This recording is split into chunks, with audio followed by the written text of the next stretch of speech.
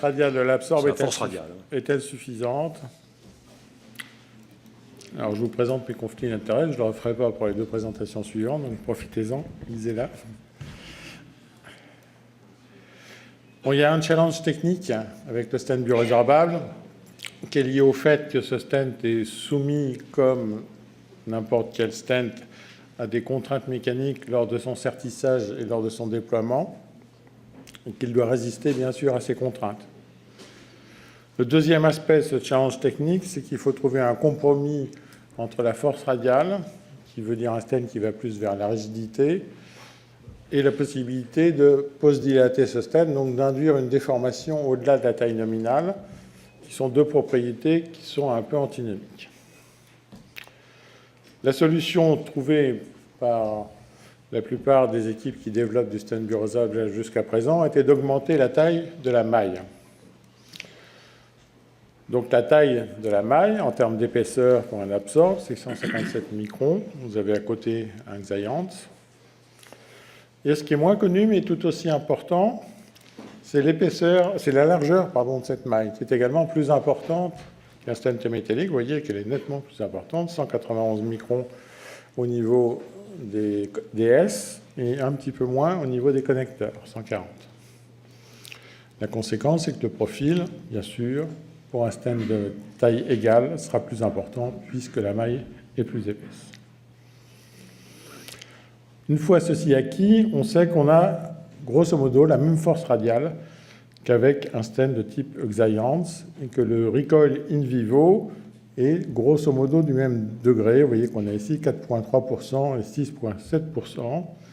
Et lorsqu'on va vers les données de recoil collectées dans l'étude Absorb 2 randomisée, vous voyez qu'on avait 0,19 et 0,19 dans les deux groupes, avec une toute petite différence de taille de scaffold dans les deux groupes, mais néanmoins, en termes de pourcentage, on a 7% et 7,8%, donc c'est vraiment tout à fait superposable dans les deux groupes.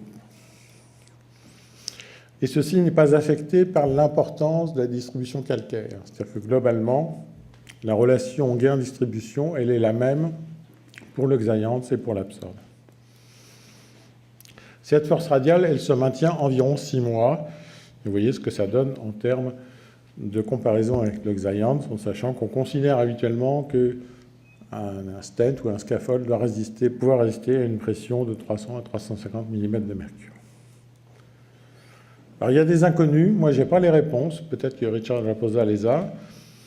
La force radiale semble diminuer un petit peu au-delà du diamètre nominal lorsqu'on pose des lattes pas mal le stent au-dessus de son diamètre nominal. Mais quel est l'impact de cela? Et puis, il y a des données sur la résistance à la compression longitudinale qui ne sont pas, à ma connaissance, jusqu'à présent publiées. Elles ont été apparemment communiquées à la FDA dans le cadre du dossier de soumission d'Absorb, mais à ma connaissance, elles ne sont pas publiques. Donc, je dirais que que faut-il retenir pour résumer tout cela?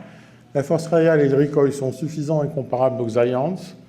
Dans la version actuelle, la version 1.1 du BVS, c'est au prix d'une augmentation importante de la taille de la maille. Je vous remercie. Merci Bernard. Est-ce qu'il y a des questions concernant le recoil, la force radiale et taille de maille? Tout est clair? Le message est simple. Hein? Maybe I don't know if Richard, you can answer to the last two questions. Yes. On peut avoir un micro, s'il vous plaît? You can go there. I think it's probably easier. Okay, thank you for inviting me, first of all. It's always a pleasure. The first question on radial force. The radial force that we report is the radial force at the maximum diameter of the scaffold. So the 3.0, the radial force will be at 3.5, the maximum diameter. It increases as you increase with diameter because the struts, as they deploy, they open and open. When they get to the maximum diameter, they have the most compression resistance. So the radial force is the highest at the maximum diameter. And it's a little bit lower below that. On the second question on longitudinal compression, there is longitudinal compression, but keep in mind that this structure is very elastic. So if you compress it and keep it compressed, you will see a bigger compression with this than metal.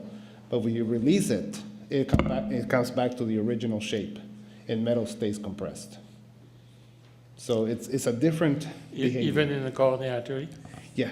The majority of longitudinal compression in metal is really twisting of the first few rings. So you catch it on one side and you twist the ring, and then it's very difficult to recross. That could happen with Absorb as well. But if you test it the way, for example, John Ormiston published it, which is with a tube in a concentric compression, you will see deformation that's higher for the same force, but if you release the force, it comes back to full shape. So it's hard to interpret what the meaning clinically is for those tests because they're very artificial. OK, thank you. Des questions, some question? Oui. Je ne sais pas si je pose la question en anglais pour monsieur ou si... mais ma question surtout, c'est... on sait que dans les stents classiques, le diamètre annoncé sur le papier en fonction de la pression d'inflation est assez théorique et qu'en réalité, on a tendance en général, enfin pour ma part, à prendre des stents soit un peu plus... enfin surinflatés en tout cas par rapport à la pression nominale qui est donnée ici. Je sais qu'avec les stents biorésorbables, le risque, c'est ce fameux risque de crimping.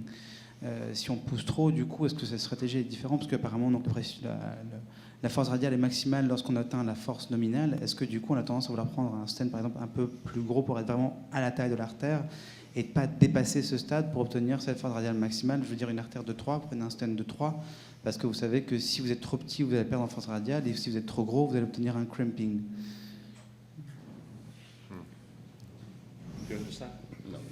No, I'm sorry, I was asking if, when it comes to conventional stent, we usually overinflate the balloon because we know that the diameter that's written on a piece of paper is very theoretical, and we're not, we know that it'll never really be that size, so we usually overinflate. But I know that with the bioabsorbable stent, the risk of crimping is the risk of overinflating the balloon in the stent. So does that change your strategy?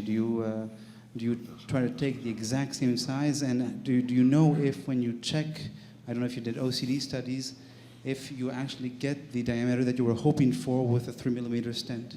No. Yeah, the diameter versus pressure behavior in vivo depends entirely on the artery, almost nothing on the balloon. So the chart you see is for air, and the result will depend on the anatomy and the disease state of the artery. So very fibrotic lesions will result in a very large diameter and a large recoil. And so you get a completely different diameter. Very calcific lesions that have not been properly prepped, you will get a completely different behavior as well. Very small diameters for the same pressure. So you always get at least 0.3 millimeters less in general on average in vivo than you will get from the chart.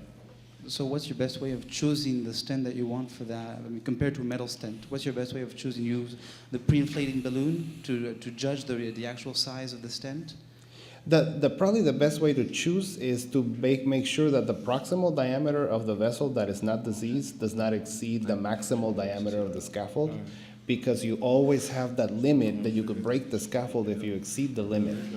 So in general, I would say the first choice is to pick the proximal diameter, pick the scaffold that will survive that diameter, and then take care of the rest with post-dilatation. Thank you, Richard. Je crois que ça rejoint un petit peu le sujet d'Olivier Darmon qui va nous présenter le risque de fracture du stent est-il important, ce qui va tourner aussi autour du sizing.